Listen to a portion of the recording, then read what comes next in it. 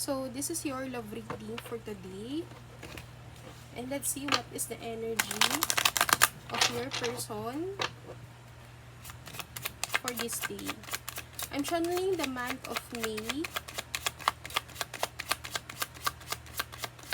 May to October. Usually, my reading resonates within 3 to 6 months. So, let's see what is the love reading message for all the people. Take what resonates and leave what doesn't. So, this is a collective reading.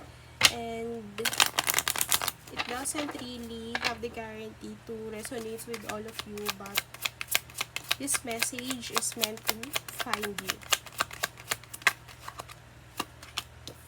Okay, this is your collective reading. Self-care. Self-care. Okay, family. Home, family, commitment. Comfort zone. Okay, so tingnan natin yung sinasabi ng tarot cards tungkol dito sa energy na nakuha natin.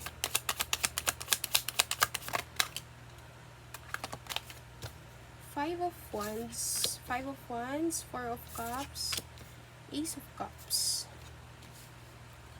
Okay, so I think itong marriage nyo is about to flip out kasi here, as you can see, we have the Four of Cups. Pero alam mo, gustong buuin to ng person mo kasi you might be wondering why your person is really detached right now. And so far, I think you're trying to build the love connection you have with this person. And maaari din na hindi kasi kayo naging okay sa past. That's why you wanted to work out on yourself right now. So, itong person mo, parang you're struggling to communicate, and I think yung struggle kasi niya sa pakikipag-communicate sa'yo is about a challenge.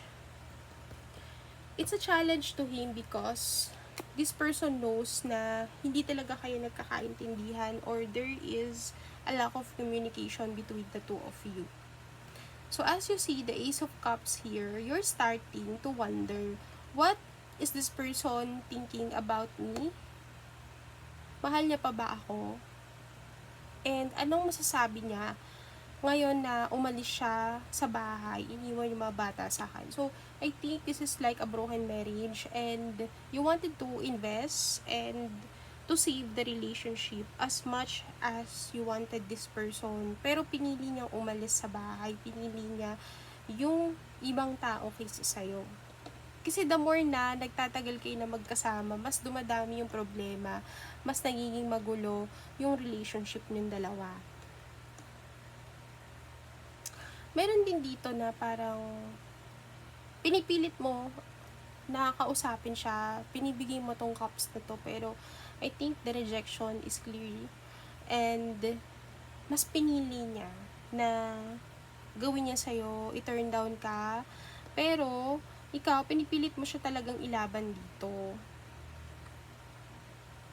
I also see here that your person is realizing how much parang overbearing ka para sa kanya.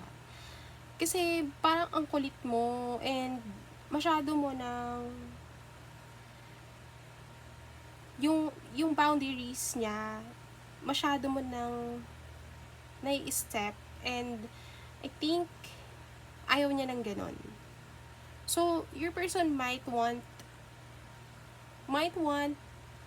a space kasi parang hindi niya masabi sa'yo directly na nai-invade mo masyado yung boundaries.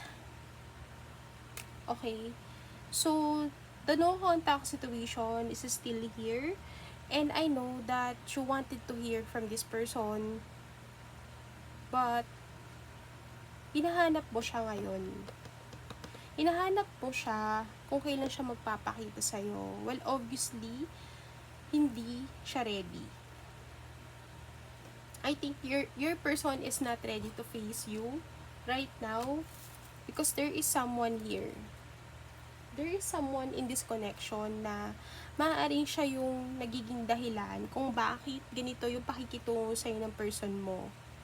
So, if you're wondering if your person is loyal to you, I don't think so. Kasi merong ibang tao dito. And yung ibang tao na yan yung dahilan kung bakit meron kayong problema. So, might be, yung person mo ay parang dinidiktahan ng tao na to, and yun yung dahilan kung bakit hindi kayo okay. I'm channeling here that someone here is asking your person na hiwalayan ka, or parang tapusin yung connection sa'yo. Maaari kasi na nauubos din ng tao na to yung pera ng asawa mo. Kaya, ikaw naman ay nagdududa ka na saan niya dinadala yung kinikita niya. Sa kabit ba? Okay, so you're thinking Okay, sinasabi sa'yo dito meron kang courage na harapin yung sitwasyon na to. You're losing your mind actually. Freedom. You have the freedom. Dreams. Okay? Spirit guides. Okay, so sa nakikita ko dito, you have the courage to have the financial freedom that you want. And of course, you have the strength to know everything. I think you already know what this person thinks and feels for you. Ano yung mga tinatago niya sa'yo? Ano pa ba yung mga hindi niya sinasabi sa'yo? Actually, you intuitively know that deep inside in your heart, how this person treated you is very wrong. Ngayon, they caught up with the mistakes that they did to you. And sinasabi dito na unti-unti niya na-realize kung gaano siya kasamang tao, kung paano kanya tratuhin. It was so unfair to the point na hindi mo naman yung deserve. Okay, so tingnan natin. Ano pa yung cards or ano naman tong unspoken message ng person mo sa'yo? Ano yung nararamdaman niya sa'yo ngayon? You came closer than anyone. So, di talaga siya makahanap ng kagaya kasi parang nag-iiba ka na. You are something na hindi niya na talaga kayang ipagpalit. I am becoming a better person. So, ayun naman pala, pinipilit niya magbago para sa'yo. Tinatry niya daw yung best niya para maging better person sa'yo. I wonder if you are happy without him. Takot pala siyang mawala ka. I know I mess up everything. So, your person also knows na since nagkamali siya at alam naman niya yung limits mo pagdating sa ganitong bagay. Alam naman pala niya na may hangganan ka. Kaya ito, gusto niya talagang humingi ng tawad sa'yo. Gusto niyang marinig ulit yung pagmamahal mo sa kanya is still same pa ba sa dati. So, I'm also picking here that your person wanted to invest again in this connection, but it's up to you if you will accept. Kasi sa nakikita ko dito, hindi talaga siya okay right now, and napakadami niya pa rin nililihim sa'yo.